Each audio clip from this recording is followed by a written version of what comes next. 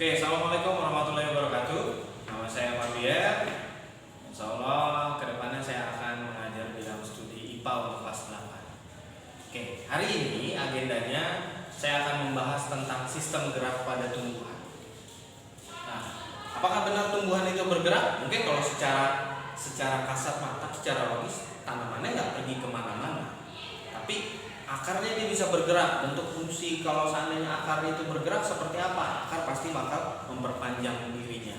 Terus daunnya seperti apa? Oh, jelas kalau ketiup angin pasti bergerak. Tapi selain itu ada pertumbuhan tunas. Batang, ukuran batang memperbesar, memperlebar, memperpanjang, itu juga bentuk pergerakan.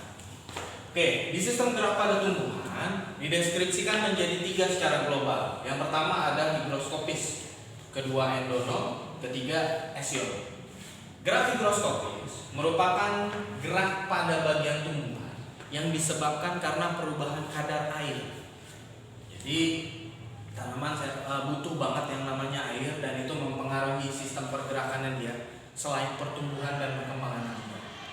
Kalau seandainya suatu media tanam atau suatu tempat tumbuhnya tanaman ini kadar airnya berlebih atau kurang, itu juga mempengaruhi si pertumbuhan tanaman. Oke, contoh dari gerak higroskopis adalah membukanya sporanium atau kotak spora pada tanaman lumut dan tumbuhan paku. Dua jenis tanaman ini, lumut dan tumbuhan paku, merupakan jenis tanaman yang berkembang biak secara spora, mirip kayak jamur karena ada sporanya.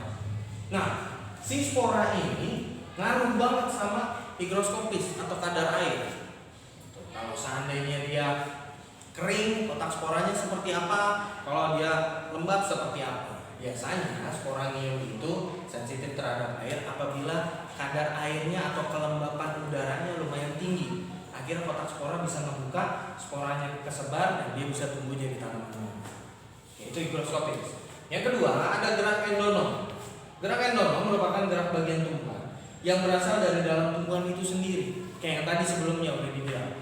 Tanaman bisa tumbuh dan berkembang karena itu salah satu pengaruh dari gerak endonom. Ada hormonnya, ada proses pertumbuhan dari selnya, jaringannya, meristematik. Nah, itu disebut gerak endonom. Sama seperti manusia juga. Kita makan, kita minum, kita dapat nutrisi, akhirnya kita bisa tumbuh berkembang. Begitupun tanaman.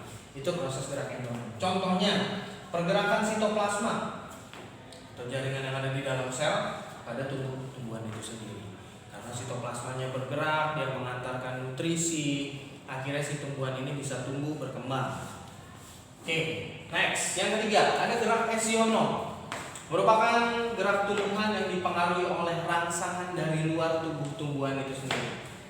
Jadi si tumbuhannya dapat rangsangan dari luar, entah itu dari benda mati atau bahkan dari benda hidup. Contoh dari hewan atau manusia. Contohnya, nah ini yang paling sering. Ada daun putri malu. Biasanya di kebun tuh banyak. Kalau seandainya kita pegang daunnya, maka dia akan menguncup atau menutup. Nah, itu termasuk salah satu contoh dari gerak esionom. Itu. Untuk penjabarannya, sistem gerak terbagi menjadi 3 itu tadi. Higroskopis, endonom, esionom. Dan selanjutnya, saya punya tugas buat kalian. Tugasnya nggak susah. Kalian cukup mendeskripsikan pengertian beserta contohnya. Jadi pengertiannya seperti ini, contohnya cuma jelasin seperti itu. Dari apa? Seismonasti. Apa yang dimaksud dengan seismonasti?